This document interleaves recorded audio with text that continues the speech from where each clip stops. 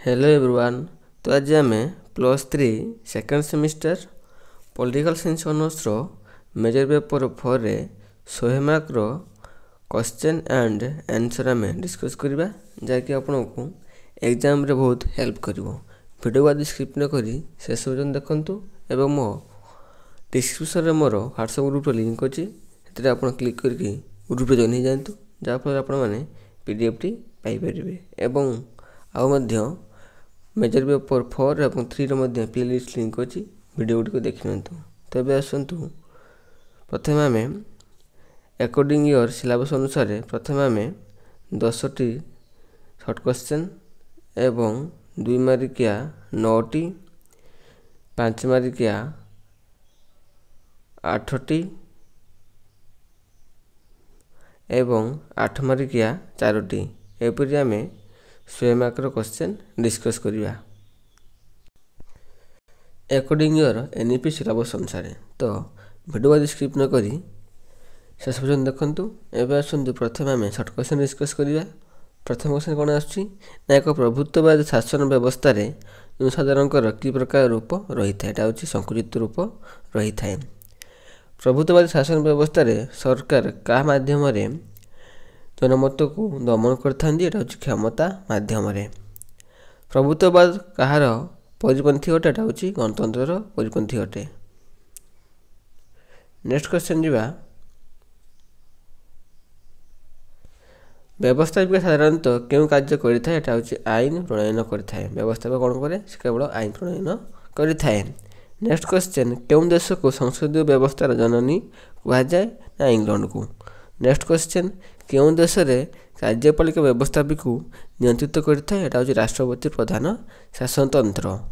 Next question जो देश रे व्यवस्थापिका रे दुटी सदन थाए ताको कोन कुहा जाय ताको दुई सदनीय व्यवस्थापिका कुहा जाय।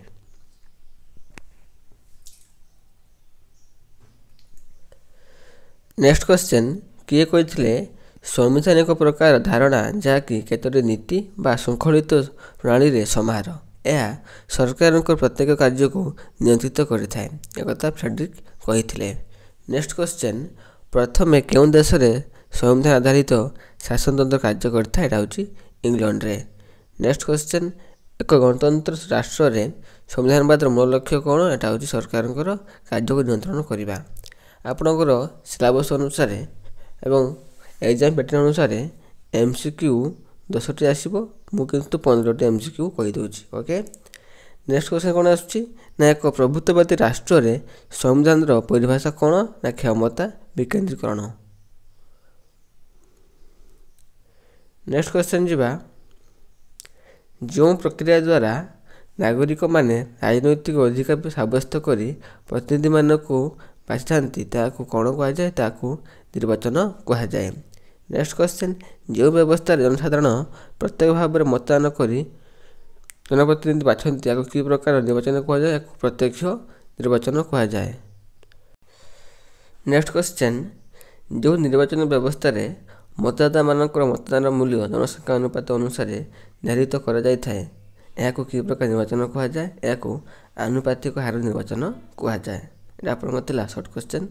देन आमे 2 मार्किया 9टी क्वेश्चन आंसर डिस्कस करबा। एबे आसला 2 मार्किया क्वेश्चन आपनकर परीक्षा पैटर्न अनुसार 2 मार्किया 9टी आसीबो। ओके तो प्रथम क्वेश्चन कोन आछी। प्रथम क्वेश्चन आछी सार्वजनीन सामबालक भोट प्रथा कोन यूनिवर्सल एडल्ट फ्रांसिस कोन। एटा होची देशरू राजनैतिक व्यवस्था रे समस्त साबालिक नागरिक एक निर्दिष्ट बयस आधारित रे जाति धर्म वर्ण गोष्ठी निर्विशेष रे भोटदान अधिकार प्राप्त करने प्रक्रिया को सार्वजनीन साबालिक भोट प्रथा कहा जाए। एथिरे कोन हेता ना एथिरे निर्धारित बयस होला परे प्रत्येक जनसाधारण एही अधिकार प्राप्त होइथांती। ओके देन आमे नेक्स्ट क्वेश्चन जिबा बहुत इजी वर्ड लिखा जाय। वृत्तिगत प्रतिनिधित्व कौन। व्हाट इज प्रोफेशनल रेस्पॉन्सिबिलिटी ना एक यही व्यवस्था अनुसार कौन होता है ना यह व्यवस्था अनुसार गोटे निर्दिष्ट वृत्ति लोक मान को नहीं एक निर्दिष्ट निर्वाचन मंडली गठन कर जाए से प्रतिनिधि मान को ବିବେଚିତ କରିଥାନ୍ତି। ଆଉ କ'ଣ ନା ସବିଶେଷରେ ବିଭିନ୍ନ ବୃତ୍ତିଗତ ସଂଗଠନମାନଙ୍କର ଏହି ପ୍ରକାର ପ୍ରତିନିଧିତ୍ୱ ଦେଖିବାକୁ ମିଳିଛି। ନେକ୍ସଟ ଯିବା ସ୍ୱାଧୀନ ନ୍ୟାୟପାଳିକା ଅର୍ଥ କ'ଣ? What is independent judiciary? ନା ନ୍ୟାୟପାଳିକାର ପ୍ରଧାନ କାର୍ଯ୍ୟ ହେଲା ନ୍ୟାୟ ପ୍ରଦାନ କରିବା। ଯେତେବେଳେ ଗୋଟିଏ ଦେଶର ନ୍ୟାୟପାଳିକା, ବ୍ୟବସ୍ଥାପିକା, କାର୍ଯ୍ୟପାଳିକା, ଶାସନ ଏବଂ ଜନସାଧାରଣଙ୍କ ନିୟନ୍ତ୍ରଣରୁ ମୁକ୍ତ ରହି କାର୍ଯ୍ୟ ସମ୍ପାଦନ କରାଯାଏ, ଏହାକୁ ସ୍ୱାଧୀନ ନ୍ୟାୟପାଳିକା କୁହାଯାଏ। ଗଣତନ୍ତ୍ର ରାଷ୍ଟ୍ରରେ ସ୍ୱାଧୀନ ନିରପେକ୍ଷ ନ୍ୟାୟପାଳିକା ସ୍ୱଚ୍ଛ ଶାସନ ପ୍ରତିଷ୍ଠା କରିବାରେ ସହାୟକ କରିଥାଏ। ସ୍ୱାଧୀନ ନ୍ୟାୟପାଳିକାର ଅର୍ଥ କ'ଣ? ନା ଗୋଟିଏ ରାଷ୍ଟ୍ର ଯେତେବେଳେ ବ୍ୟବସ୍ଥାପିକା, କାର୍ଯ୍ୟପାଳିକା, ପ୍ରଶାସନ ସେସବୁରୁ ମୁକ୍ତ ରହି କୌଣସି କାର୍ଯ୍ୟ ସମ୍ପାଦନ କରାଯାଏ, ତାକୁ ଆମେ ସ୍ୱାଧୀନ ନ୍ୟାୟପାଳିକା କହିଥାଉ।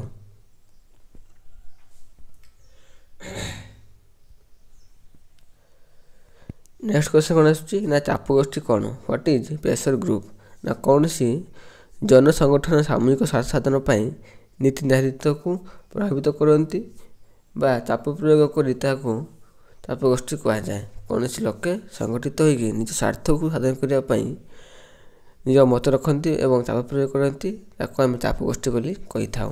ପ୍ରଫେସର ନରିମାଙ୍କ ମତରେ ବସ୍ତୁତଃ ଚାପ ଗୋଷ୍ଠୀ ଗୁଡ଼ିକ ହେଉଛନ୍ତି ସାମଞ୍ଜସ୍ୟ ଥିବା ସ୍ୱାର୍ଥର ପ୍ରତିନିଧି ଏବଂ ସେମାନେ ସେମାନଙ୍କର ଅଭିଳାଷ ପୂରଣ କରିବା ପାଇଁ ସରକାରଙ୍କ ଉପରେ ଚାପ ପ୍ରୟୋଗ କରିଥାନ୍ତି। ନେକ୍ସଟ କ୍ୱେଶ୍ଚନ୍ ଅମରତନ୍ତ୍ରର ଅର୍ଥ କ'ଣ? What is bureaucracy? ଅମରତନ୍ତ୍ର ବା ବ୍ୟୁରୋକ୍ରାସି ଶବ୍ଦ ପ୍ରଥମେ ଫ୍ରାନ୍ସର ବିଶିଷ୍ଟ ଅର୍ଥନୀତିଜ୍ଞ ଭିନସେଣ୍ଟ ଡି ଗାର୍ନେ ବ୍ୟବହାର କରିଥିଲେ। ଯାହାର ଅର୍ଥ ହେଉଛି ସ୍ଥାୟୀ, ଦକ୍ଷ ଓ ବୃତ୍ତିଗତ କର୍ମଚାରୀମାନଙ୍କର ସଂଗଠନ ବ୍ୟବସ୍ଥା, ଯିଏକି ସରକାର ନୀତି ପ୍ରଣୟନ ଓ ସରକାରୀ କାର୍ଯ୍ୟ କରିବାରେ ଗୁରୁତ୍ୱପୂର୍ଣ୍ଣ ଭୂମିକା ନିର୍ବାହ କରିଥାଏ। ଯେଉଁମାନଙ୍କୁ ଆମେ IAS, IPS ବଡ଼ ବଡ଼ ଲେବୁଲ ଅଫିସର, ସେମାନଙ୍କୁ ଆମେ ବ୍ୟୁରୋକ୍ରାସି କହିଥାଉ। ସେମାନେ କ'ଣ କରନ୍ତି? ସେମାନେ ହେଉଛନ୍ତି ସ୍ଥାୟୀ, ଦକ୍ଷ ଏବଂ ବୃତ୍ତିଗତ କର୍ମଚାରୀ, ଯାହାକି ସରକାର ନୀତିରେ ପ୍ରଣୟନ ଏବଂ କାର୍ଯ୍ୟକାରୀ କରିବାରେ ତାଙ୍କର ଗୁରୁତ୍ୱପୂର୍ଣ୍ଣ ଭୂମିକା ରହିଛି। ନା ସେମାନେ ପେସାଦାର, ପ୍ରଶିକ୍ଷିତ ଏବଂ ସ୍ୱତନ୍ତ୍ର ଶ୍ରେଣୀର ହୋଇଥାନ୍ତି। ଏହା ହେଉଛି ବ୍ୟୁରୋକ୍ରାସି ବା ଅମରତନ୍ତ୍ର। ଦେନ୍ ନେକ୍ସଟ କ୍ୱେଶ୍ଚନ୍ ଯିବା ଏକ ସଦନୀୟ ବ୍ୟବସ୍ଥାପିକା କ'ଣ? What is unicameral legislature? ଏକ ସଦନୀୟ ବ୍ୟବସ୍ଥାପିକା କ'ଣ? ଯେଉଁ ରାଷ୍ଟ୍ରରେ ଗୋଟିଏ କକ୍ଷ ଦ୍ୱାରା ଆଇନ ପ୍ରଣୟିତ ହୁଏ। ଗୋଟିଏ କକ୍ଷ ମାନେ କ'ଣ? ଗୋଟିଏ ଗୃହ ବା ଗୋଟିଏ କକ୍ଷରେ ଆଇନ ଜାରି ହୋଇଥାଏ ଏବଂ ଦେଶ ନୀତି ନିର୍ଦ୍ଧାରିତ ହୁଏ, ତାହାକୁ ଆମେ ଏକ ସଦନୀୟ ବ୍ୟବସ୍ଥାପିକା କହିଥାଉ। ଆଉ ଏଥିରେ କ'ଣ ହେଇଥାଏ ନା ବିଶେଷ କରି ପ୍ରଭୁତ୍ୱବାଦୀ ରାଷ୍ଟ୍ରମାନଙ୍କରେ ଏକ ସଦନୀୟ ବ୍ୟବସ୍ଥାପିକା ରହିଛି। ଚୀନ, ପର୍ତ୍ତୁଗାଲ, ପୋଲାଣ୍ଡ, ରୁଷିଆ ଇତ୍ୟାଦି ରାଷ୍ଟ୍ରମାନଙ୍କରେ ଏକ ସଦନୀୟ ବ୍ୟବସ୍ଥାପିକା ଦେଖିବାକୁ ମିଳେ। ନେକ୍ସଟ କ୍ୱେଶ୍ଚନ୍ ଯିବା ତୁଳନାତ୍ମକ ସରକାର ଅର୍ଥ କ'ଣ? What is comparative government? ନା ତୁଳନାତ୍ମକ ସରକାର ବିଭିନ୍ନ ଦେଶର ରାଜନୈତିକ ବ୍ୟବସ୍ଥା, ରାଜନୈତିକ ଅନୁଷ୍ଠାନ ଏବଂ ତା'ର କାର୍ଯ୍ୟକଳାପକୁ ଅଧ୍ୟୟନ କରି ସିଦ୍ଧାନ୍ତରେ ଉପନୀତ ହେବାକୁ ବୁଝାଇଥାଏ। ଆଉ କ'ଣ ନା ଏଥିରେ ଆଇନ ପ୍ରସ୍ତୁତି, ଆଇନର କାର୍ଯ୍ୟକାରିତା ଓ ସରକାର ବ୍ୟବସ୍ଥାକୁ ଆଧାର କରି ନୂତନ ସିଦ୍ଧାନ୍ତ ମଧ୍ୟ ଅନୁସରଣ କରିବାରେ ସହାୟକ କରିଥାଏ। ଏହି ପ୍ରଣାଳୀ ପ୍ରଥମେ ରାସାୟନିକ ଆଇନସୂତ୍ର ପ୍ରୟୋଗ କରିଥିଲେ। ତୁଳନାତ୍ମକ ସରକାର କ'ଣ ନା ଇଏ ବିଭିନ୍ନ ଦେଶର ରାଜନୈତିକ ବ୍ୟବସ୍ଥା, ରାଜନୈତିକ ଅନୁଷ୍ଠାନ, କାର୍ଯ୍ୟକଳାପ ଅଧ୍ୟୟନ କରି ନୂତନ ସିଦ୍ଧାନ୍ତ ଆଣିଥାଏ ଏବଂ ଏହାକୁ ନୂତନ ଆଇନ ପ୍ରସ୍ତୁତି, ଆଇନ କାର୍ଯ୍ୟକାରିତା, ସରକାର ବ୍ୟବସ୍ଥାର ଆଧାର କରି ନୂତନ ସିଦ୍ଧାନ୍ତ ମଧ୍ୟ ଅନୁସରଣ କରି କାର୍ଯ୍ୟରେ ପ୍ରୟୋଗ କରିଥାଏ। ଏହାକୁ ପ୍ରଥମେ ଆରିଷ୍ଟଟଲ ପ୍ରୟୋଗ କରିଥିଲେ। ନେକ୍ସଟ କ୍ୱେଶ୍ଚନ୍ ଯିବା କ୍ୱେଶ୍ଚନ୍ ନମ୍ବର 8କୁ ଯିବା। ନୂତନ ଅନୁଷ୍ଠାନବାଦ କ'ଣ? What is neo institutionalism? ନା ସରକାରୀ, ବେସରକାରୀ ଏବଂ ଅର୍ଦ୍ଧସରକାରୀ ଅନୁଷ୍ଠାନଗୁଡ଼ିକରେ ଅନ୍ତଃ ସମ୍ପର୍କକୁ ଅଧ୍ୟୟନ କରି ସେମାନେ କିପରି ସାମାଜିକ ବ୍ୟବସ୍ଥାକୁ ପ୍ରଭାବିତ କରୁଛନ୍ତି ଆଲୋଚନା କରିବା ଧାରାକୁ ନୂତନ ଅନୁଷ୍ଠାନବାଦ କୁହାଯାଏ। ଏଥିରେ କ'ଣ ହେଇଥାଏ ନା ଏଥିରେ ପ୍ରତ୍ୟେକ ଅନୁଷ୍ଠାନ ଏକ ନିର୍ଦ୍ଦିଷ୍ଟ ନୀତି ନିୟମ ଅନୁସାରେ ଆଧାରିତ ହୋଇଥାଏ ଏବଂ ପରସ୍ପର ମଧ୍ୟରେ ସମନ୍ୱୟ ରକ୍ଷା କରିବା ପୂର୍ବକ ପ୍ରୟୋଗାତ୍ମକ ଦୃଷ୍ଟିକୋଣକୁ ନୂତନ ଅନୁଷ୍ଠାନବାଦ କୁହାଯାଏ। ନେକ୍ସଟ କ୍ୱେଶ୍ଚନ୍ ଯିବା ଆପଣଙ୍କର 9ଟି ଥିଲା ନ୍ୟୁମେରିକାଲ କ୍ୱେଶ୍ଚନ୍। ତାହେଲେ ଆପଣଙ୍କ ଶେଷ କ୍ୱେଶ୍ଚନ୍ ନ୍ୟାୟପାଳିକାର ଅର୍ଥ କ'ଣ? What is judiciary? ନା ନ୍ୟାୟପାଳିକା କ'ଣ କରିଥାଏ ନା ନ୍ୟାୟପାଳିକା ସରକାରଙ୍କ ପ୍ରତିନିଧି ଅଙ୍ଗ ମଧ୍ୟରୁ ଅନ୍ୟତମ। ଏହା ସାଧାରଣତଃ ଆଇନର ବ୍ୟାଖ୍ୟା କରେ, ବିବାଦର ସମାଧାନ କରେ, ଜନସାଧାରଣଙ୍କୁ ନ୍ୟାୟ ପ୍ରଦାନ କରେ ଏବଂ ଅଧିକାରଗୁଡ଼ିକୁ ସୁରକ୍ଷା ମଧ୍ୟ ଦେଇଥାଏ। ଏକ ଗଣତନ୍ତ୍ର ରାଷ୍ଟ୍ରରେ ନ୍ୟାୟପାଳିକାକୁ ଜାଗ୍ରତ କରିବାର ଏକ ପ୍ରହରୀ ମଧ୍ୟ ହୋଇଥାଏ। ଏହା ସାମ୍ବିଧାନିକ ରକ୍ଷକ ଓ ବ୍ୟକ୍ତି ସ୍ୱାଧୀନତାର ପୃଷ୍ଠପୋଷକ କରିଥାଏ। ଏହା ଥିଲା ଆପଣଙ୍କର 9ଟି 2 ମାର୍କିଆ କ୍ୱେଶ୍ଚିନ୍। ଦେନ୍ ଆମେ 5 ମାର୍କିଆ କ୍ୱେଶ୍ଚିନ୍କୁ ଯିବା। 5 ମାର୍କିଆ କ୍ୱେଶ୍ଚିନ୍ ଆପଣଙ୍କର 8ଟି।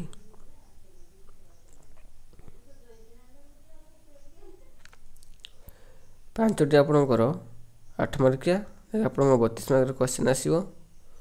ତ ପ୍ରଥମ କ୍ୱେଶ୍ଚିନ୍ କ'ଣ ଆସୁଛି ନା ତୁଳନାତ୍ମକ ରାଜନୀତିର ବିକାଶ, ଡେଭଲପମେଣ୍ଟ ଅଫ୍ କମ୍ପାରେଟିଭ୍ ପଲିଟିକ୍ସ। ନା ପ୍ରାରମ୍ଭିକ ସ୍ତରରୁ ଆରିଷ୍ଟଟଲ, ମାକିଆଭେଲି, ଡି ଟକଭେଲି, ଲର୍ଡ ବ୍ରାଇସ୍ ଇତ୍ୟାଦି ତୁଳନାତ୍ମକ ପଦ୍ଧତି ବିଷୟରେ ସାମ୍ୟ ଧାରଣା ଦେଇଥିଲେ। ବିଭିନ୍ନ ବିବରଣୀ ବା ବ୍ୟବସ୍ଥାକୁ ତୁଳନା କଲେ ସିଦ୍ଧାନ୍ତରେ ପହଞ୍ଚିବାକୁ ସହଜ ମଧ୍ୟ ସାଧ୍ୟ ହୋଇଥାଏ ବୋଲି ସେମାନେ ମତ ପୋଷଣ କରିଥିଲେ। ଆଉ କ'ଣ ନା ପରବର୍ତ୍ତୀ ସମୟରେ ଦାର୍ଶନିକ Samuel H Beer Haas, Bernard Ulam, ବି ସକ୍ରେଟିସ୍ ପ୍ରଭୃତି ପ୍ରସ୍ତୁତି ତୁଳନାତ୍ମକ ପଦ୍ଧତିକୁ ଗୁରୁତ୍ୱ ଦେଇ ଆତ୍ମିକ ଚେତନାକୁ ଗୁରୁତ୍ୱ ଦେଇଥିଲେ। ଆଉ କ'ଣ ନା ସେଥିରେ ପ୍ରାଥମିକ ସ୍ତରରେ କ'ଣ ହେଇଥିଲା ନା ପ୍ରାରମ୍ଭ ସ୍ତରରେ ରାଜନୀତି ବିଶାରଦମାନେ ତୁଳନାତ୍ମକ ପ୍ରଣାଳୀକୁ ରାଜନୈତିକ ଅନୁଷ୍ଠାନବାଦ ଗୁଡ଼ିକର ଗୁରୁତ୍ୱ ଦେଉଥିଲେ। ଆଉ କ'ଣ ନା ସେମାନେ ବିଶେଷ କରି ଆଧୁନିକ ଦାର୍ଶନିକ David Easton, Gabriel Almond, James Coleman, G B. Powell, Lasswell, Robert ଇତ୍ୟାଦି ତୁଳନାତ୍ମକ ପ୍ରଣାଳୀକୁ ବୈଜ୍ଞାନିକ ପ୍ରଣାଳୀର ଆଧାରରେ ଅଧ୍ୟୟନ କରିଥିଲେ। ନା ଅନ୍ତଃ ବିଷୟକ ଅନୁଶୀଳନୀ ଦ୍ୱାରା ତୁଳନାତ୍ମକ ରାଜନୀତି ପଢ଼ାଯାଉଥିଲା ବୋଲି ମତ ପୋଷଣ କରୁଥିଲେ। ରାଜନୀତି ବିଜ୍ଞାନର କ୍ରମ ବିକାଶ ସହିତ ତୁଳନାତ୍ମକ ପଦ୍ଧତି ମଧ୍ୟ ନୂତନ ଧାରା ବିକାଶ କରିଥିଲା। ପ୍ରଭୁତ୍ୱବାଦ କ'ଣ? What is authoritarianism? ନା ପ୍ରଭୁତ୍ୱବାଦ ହେଉଛି ଗଣତନ୍ତ୍ର ଶାସନ ବିପରୀତ ଶାସନ ବ୍ୟବସ୍ଥା। ଯେତେବେଳେ ଶାସକମାନେ ଜନମତକୁ ଭ୍ରୂକ୍ଷେପ ନ କରି ସାମ୍ବିଧାନିକ ବ୍ୟବସ୍ଥାକୁ ନ ମାନି ନିଜ ଇଚ୍ଛା ଅନୁସାରେ ଶାସନ କରିଥାନ୍ତି, ତାକୁ ଆମେ ପ୍ରଭୁତ୍ୱବାଦ କହିଥାଉ। ତ ଦାର୍ଶନିକମାନେ ପ୍ରଭୁତ୍ୱବାଦ ଗଣତନ୍ତ୍ର ଏବଂ ଏକଛତ୍ରବାଦ ଶାସନ ବ୍ୟବସ୍ଥାର ଏକ ମାଧ୍ୟମ ବୋଲି ସେମାନେ କହିଥିଲେ। ପ୍ରଭୁତ୍ୱବାଦ ଏବଂ ଧାରଣା ଯାହାକି ବାସ୍ତବିକ ସରକାର ଊର୍ଦ୍ଧ୍ୱରେ ରହି ଜନମତକୁ ଉପେକ୍ଷା କରି କ୍ଷମତା ବିସ୍ତାର କରିଥାଏ। ଆଉ କ'ଣ ଏଥିରେ ହେଇଥାଏ ନା ଶକ୍ତି ବ୍ୟକ୍ତିଗତ ବିଶେଷ ଏବଂ ଏକ ଗୋଷ୍ଠୀ ଶାସନ ପରିଚାଳନା କରିଥାନ୍ତି, ଯିଏକି ସାମ୍ବିଧାନିକ ବା ଜନମତକୁ ମାନନ୍ତି ନାହିଁ। ଏକ ସ୍ୱୈଚ୍ଛାଚାରୀ ଶାସନତନ୍ତ୍ର ଏବଂ ସ୍ୱଶାସନ ତନ୍ତ୍ର ମାଧ୍ୟମରେ ପ୍ରଭୁତ୍ୱବାଦୀ ଚିନ୍ତାଧାରା ପ୍ରସାରିତ ହୋଇଥାଏ। ଏପରି ଏକ ଗଣତନ୍ତ୍ର ଶାସନ ବ୍ୟବସ୍ଥା ନିର୍ବାଚିତ ମୁଖ୍ୟ ମଧ୍ୟରେ ନିଜସ୍ୱ କ୍ଷମତା ବଳରେ ସମସ୍ତ କ୍ଷମତା ଉପଭୋଗ କରିଥାନ୍ତି। ଯେପରିକି 1975 ମସିହାରେ ଭାରତର ଇନ୍ଦିରା ଗାନ୍ଧୀ ଶାସନ କରିଥିଲେ ଏବଂ ଇଂଲଣ୍ଡର ମାର୍ଗାରେଟ୍ ଥାଚର ପ୍ରଧାନମନ୍ତ୍ରୀ ଥିବାବେଳେ ଗଣତନ୍ତ୍ର ବ୍ୟବସ୍ଥାରେ ପ୍ରଭୁତ୍ୱବାଦୀ ଶାସନ ଦେଶରେ ଦେଖିବାକୁ ମିଳିଥାଏ। ଏଥିଲା ଆପଣଙ୍କର ପ୍ରଭୁତ୍ୱବାଦୀ। ନେକ୍ସଟ କ୍ୱେଶ୍ଚନ୍ ଯିବା, ବ୍ୟବସ୍ଥାପିକାର ଅର୍ଥ କ'ଣ? What is legislature? ନା ସରକାରଙ୍କର 3ଟି ଅଙ୍ଗ ମଧ୍ୟରୁ ବ୍ୟବସ୍ଥାପିକା ଅନ୍ୟତମ। ବ୍ୟବସ୍ଥାପିକାର ମୁଖ୍ୟ କାର୍ଯ୍ୟ ହେଉଛି ଦେଶର ଆଇନ ପ୍ରଣୟନ କରିବା। ଦାର୍ଶନିକ ଲିଙ୍କର ମତରେ ଦଳରେ ନିର୍ବାଚିତ ପ୍ରତିନିଧିମାନଙ୍କ ଦ୍ୱାରା ନିର୍ବାଚନା, ଆଲୋଚନା ଏବଂ ଆଇନ ପ୍ରଣୟନ ଭଳି କାର୍ଯ୍ୟ ସମ୍ପାଦନ କରିଥାନ୍ତି। ତା ହେଉଛି ବ୍ୟବସ୍ଥାପିକା। ଗଣତନ୍ତ୍ର ରାଷ୍ଟ୍ରମାନଙ୍କରେ ବ୍ୟବସ୍ଥାପିକା ନିର୍ବାଚିତ ପ୍ରତିନିଧିମାନଙ୍କୁ ନେଇ ଗଠିତ ହୋଇଥାଏ। ଆଉ କ'ଣ ଥାଏ ନା ଏଥିରେ ରାଷ୍ଟ୍ର ନୀତି ନିର୍ଦ୍ଧାରଣ କରିବା ଏବଂ ଆଇନ ପ୍ରଣୟନ କରିବା ଆଦି କାର୍ଯ୍ୟ ବ୍ୟବସ୍ଥାପିକା କରିଥାଏ। ସର୍ବପ୍ରଥମେ 1265 ମସିହାରେ ଦେଶର ନୀତି ନିର୍ଦ୍ଧାରଣ କରିବା ପ୍ରକ୍ରିୟା ତତ୍କାଳୀନ ଇଂଲଣ୍ଡର ରାଜା କେତେକ ବିଶିଷ୍ଟ ବ୍ୟକ୍ତିମାନଙ୍କୁ ନେଇ ଆନୁଷ୍ଠାନିକ ଗଠନ କରିଥିଲେ। ଏହାକୁ ବିଶ୍ୱର ପ୍ରଥମ ବ୍ୟବସ୍ଥାପିକା ବୋଲି କୁହାଯାଏ।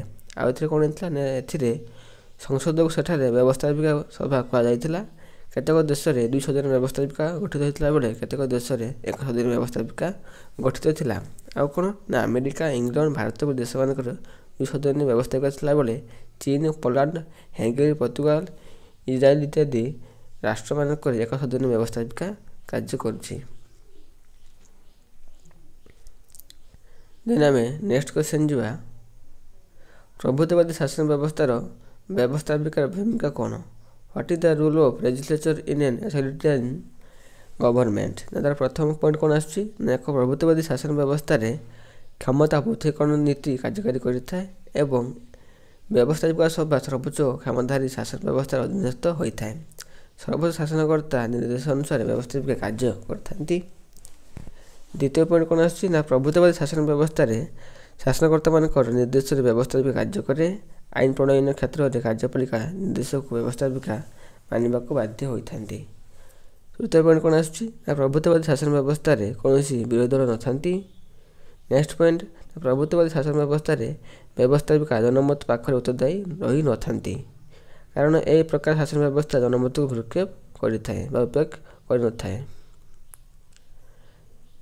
ନେକ୍ସଟ ପଏଣ୍ଟ କେତେକ ଗଣତନ୍ତ୍ର ରାଷ୍ଟ୍ରରେ ପ୍ରଭୁତ୍ୱବାଦୀ ଶାସନ ଦେଖିବାକୁ ମିଳିଥାଏ। ଏଠାରେ ଦଳୀୟ ଏକଛତ୍ରବାଦ ଦେଖିବାକୁ ମଧ୍ୟ ମିଳିଥାଏ। ଶାସନ ପ୍ରଣୟନରେ ସର୍ବୋଚ୍ଚ ଶାସନକର୍ତ୍ତା ଇଚ୍ଛା ଅନୁସାରେ ସଂସଦ ସମ୍ପାଦିତ ହୋଇଥାଏ। ଏଥିରେ କୌଣସି ବିରୋଧାଭାସ ଦେଖିବାକୁ ମିଳିନଥାଏ। ନେକ୍ସଟ କ୍ୱେଶ୍ଚନ୍ ଯିବା, ସାମ୍ବିଧାନବାଦ କ'ଣ? What is କନଷ୍ଟିଟ୍ୟୁସନାଲିଜିମ୍?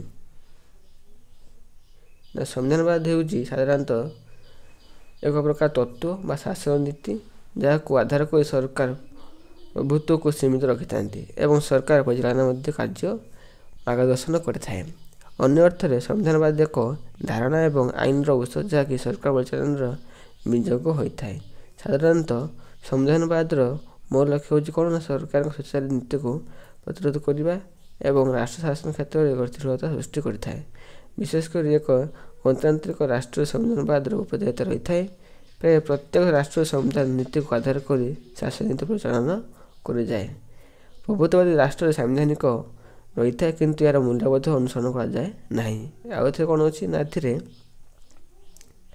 ସମ୍ବିଧାନବାଦ ଏକ ପ୍ରକାର ବ୍ୟବହାରକ୍ଷମ ନୀତି ନିୟମ ଅନୁସାରେ କାର୍ଯ୍ୟ କରିଥାଏ।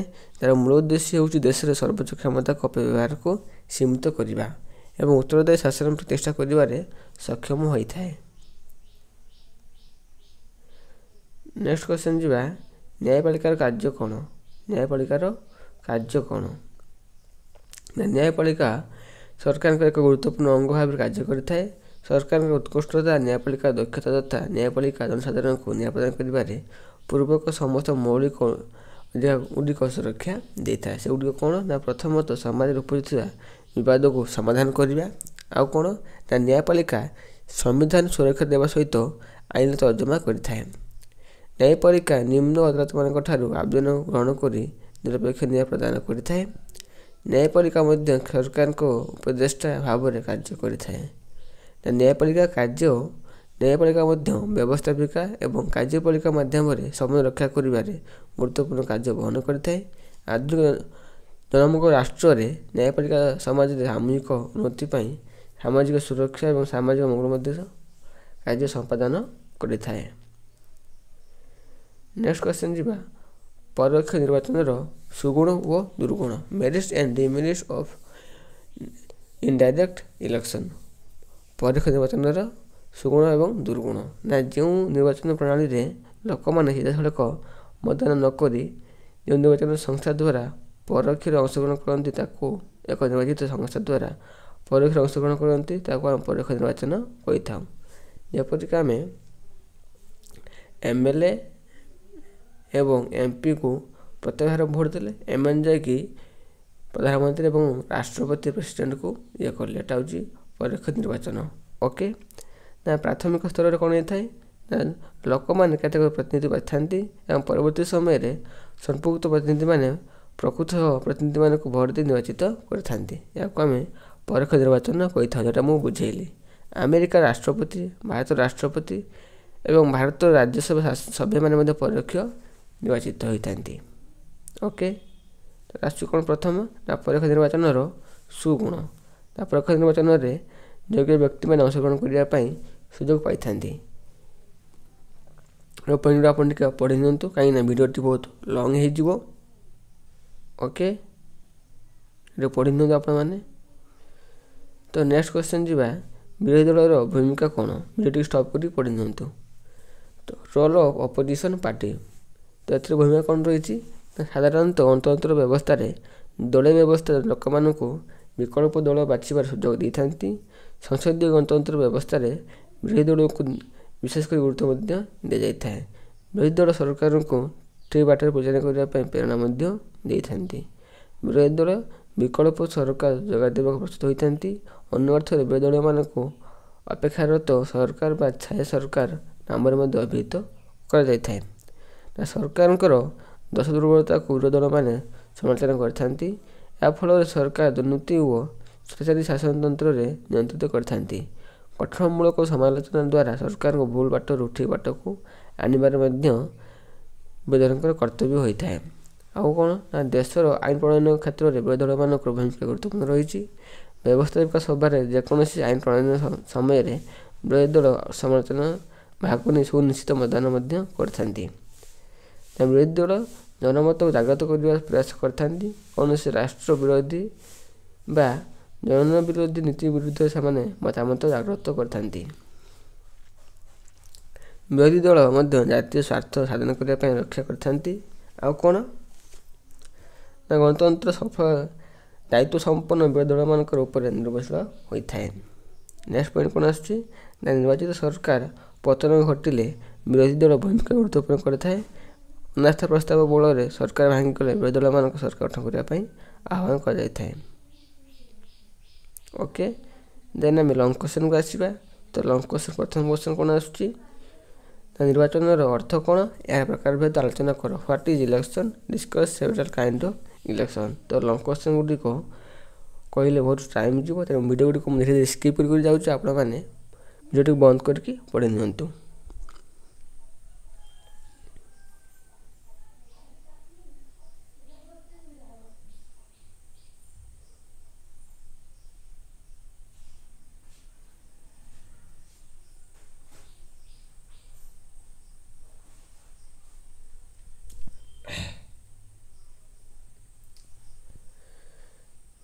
ନେକ୍ସଟ କ୍ୱେଶ୍ଚନ କ'ଣ ଆସୁଛି ନା ନେକ୍ସଟ କ୍ୱେଶ୍ଚନ ଆସୁଛି ପ୍ରଭୁତ୍ୱବାଦୀ ରାଷ୍ଟ୍ରରେ ବିଚାର ବିଭାଗ ବା ନ୍ୟାୟପାଳିକାର ଭୂମିକା ବିଷୟରେ ସନ୍ଦର୍ଭ ଲେଖ। Write an essay about role of judiciary in a authoritarian state. ଆପଣଙ୍କର ଲଙ୍ଗ କ୍ୱେଶ୍ଚନ 4ଟି 8 ମାର୍କ ଆସିବ। ଓକେ, 8 ମାର୍କ ଆପଣଙ୍କର 4ଟି ଆସିବ।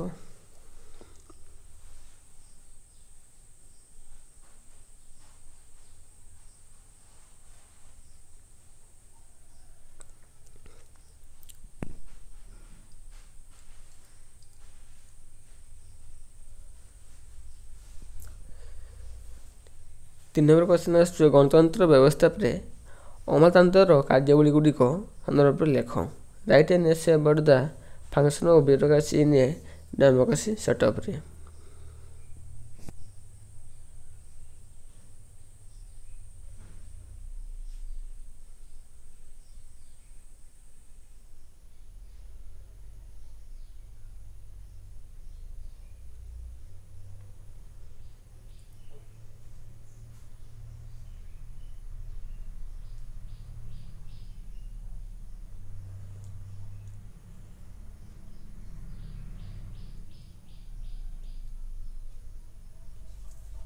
ଶେଷ ଲଙ୍ଗ କ୍ୱେଶ୍ଚନ କ'ଣ ଆସୁଛି ନା ତୁଳନାତ୍ମକ ରାଜନୀତି ଅଧ୍ୟୟନ କ୍ଷେତ୍ରରେ ପାରମ୍ପରିକ ଅଭିମୁଖ୍ୟ ଗୁଡ଼ିକ ବୁଝାଇ ଲେଖ। Explain about classical approach of study comparative politics.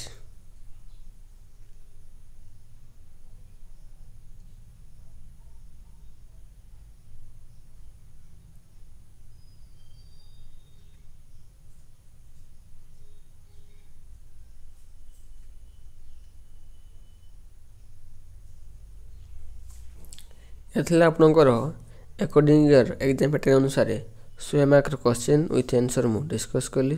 ନିଶ୍ଚିତ ରୂପେ ଗୋଟେ ଲାଇକ୍ ଦିଅନ୍ତୁ ଏବଂ କମେଣ୍ଟ କରନ୍ତୁ, ଯାହାଫଳରେ ମୋତେ ନେକ୍ସଟ ଭିଡ଼ିଓ ବନେଇବା ପାଇଁ ଇନ୍ସପାୟାର କରିଥାଏ। Thank you.